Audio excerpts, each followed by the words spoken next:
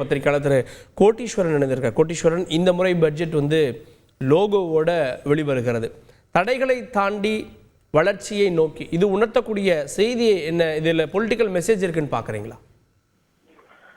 வழக்கமா இருக்கக்கூடிய அந்த பட்ஜெட்டை தாண்டி இந்த வாட்டி பாத்தீங்கன்னா நேற்றே லோகோ ரிலீஸ் பண்ணிருக்காங்க. இந்த பட்ஜெட் ஒரு சில விஷயங்கள் ஃபோக்கஸ் பண்ணோம், வளர்ச்சிகள் இருக்கும், தடையை தாண்டி போகுன்ற மாதிரி ஒரு டெம்போ, ஒரு ஹைப்பர் கொடுத்துக்கிட்டு இருக்காங்க.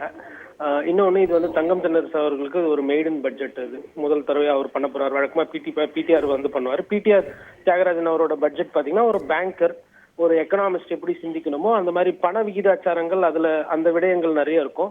அதுல இருந்து கொஞ்சம் மாறுபட்ட ஒரு பட்ஜெட்டா இருக்குன்ற மாதிரி நான் இதை கொஞ்சம் எதிர்பார்க்கிறேன்.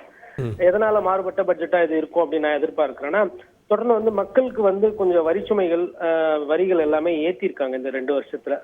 சுருக்கமா சொல்லணும்னா சொத்து வரி ஏத்திருக்காங்க, தண்ணி வரி ஏத்திருக்காங்க, கரண்ட் பில் விலை எல்லாம் ஏத்திருக்காங்க. சோ அந்த மாதிரி ஒரு சில பாதிப்புகள்லாம் இருக்கு. அந்த பாதிப்புகளுக்கு ஒரு மருந்து கொடுக்குற மாதிரி ஒரு பட்ஜெட்டா இது அமைய போதா, இல்ல தொடர்ந்து அரசாங்கத்துக்கு வருவாய் வரணும், அரசாங்கத்துக்கு மூலதன பொருளுக்கு இன்னும் வருவாய்க்கு ஈட்டுறதுக்கு என்னென்ன திட்டங்கள் அதை பத்தி பேச போதா, இல்ல அரசு ஊழியர்களுக்கு நிறைய பிரச்சனை இருக்கு, சம்பள பாக்கி இருக்கு, அவங்களுக்கு அந்த ரிட்டையர்மெண்ட் ஆன அந்த பெனிஃபிட்ஸ் போகிறது இல்லை. குறிப்பா சொன்னா போக்குவரத்து பேருந்துகள் பாத்தீங்கன்னா இன்னமும் பழைய பேருந்துகள் நிறைய இடத்துல ஓடிக்கிட்டு இருக்கு. ஓட்டை இருக்கிற பேருந்துல ஒரு பெண்மணி விழுந்து அதிர்ஷ்டவசமாக உயிர் தப்பினார். இந்த மாதிரி நிறைய பிரச்சனைகள்லாம் இருக்கு. அதே மாதிரி பாத்தீங்கன்னா நமக்கு அந்த சுகாதாரத்துறைக்கு பாத்தீங்கன்னா அங்கேயுமே இந்த பணி நிரந்தரம் அந்த மாதிரி விஷயங்கள்லாம் இன்னும் தேவைப்படுகிறது. ஊரக வளர்ச்சி அப்படின்னு பார்க்கும்போது போன வருஷத்துக்கும் அதுக்கு முன் வருஷத்தோட கம்பேர் பண்ணும்போது அந்த பட்ஜெட்டுக்கு ஒதுக்கீடு பாத்தீங்கன்னா ஒரு 2000-3000 கோடி குறைந்துள்ளது. ஸோ இதெல்லாம் சில ஓட்டைகள், பல பிரச்சனைகள் இந்த பட்ஜெட்ல இருக்கு. ஐயா திரு தங்கம் தென்னரசு எந்த மாதிரி ஒரு பட்ஜெட்டை கொடுக்குறாருன்னு பார்க்கணும். ரொம்ப முக்கியமா இது தேர்தல் காலத்துல வருது. இன்னும் ஒரு 1.5 மாசத்துல பாத்தீங்கன்னா நமக்கு நாடாளுமன்ற தேர்தல் வருது. நாடாளுமன்ற தேர்தல் வர்றதுனால மத்திய தேர்தல் பட்ஜெட்ல ஒன்றும் பெருசா மக்களுக்கு சந்தோஷப்படுத்துற மாதிரி, மக்களுக்கு எதனா திருப்பி கொடுக்குற மாதிரி ஒரு அறிவிப்பு இல்லை.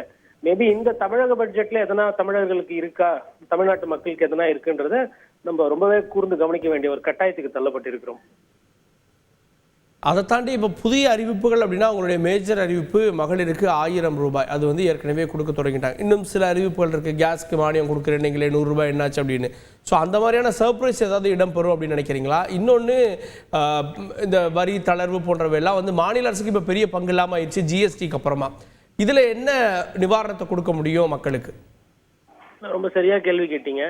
இப்போ டீசல் விலையை குறைக்கலாம், அரசு நினைச்சா குறைக்கலாம். பெட்ரோல் விலையை குறைக்கலாம், அரசு நினைச்சா குறைக்கலாம். சிலிண்டர் விலை இவங்க குறைப்பேன், 100 ரூபாய்க்கு குறைப்பேன்னு சொல்லி தேர்தல் வாக்குறுதி கொடுத்தாங்க. அது என்னாச்சுன்ற அந்த கேள்வி இருக்கு. அதை தாண்டி நீங்க இப்போ எய்ம்ஸ் மருத்துவமனையை எடுத்துக்கோங்க, இல்ல மெட்ரோ ரயிலை எடுத்துக்கோங்க.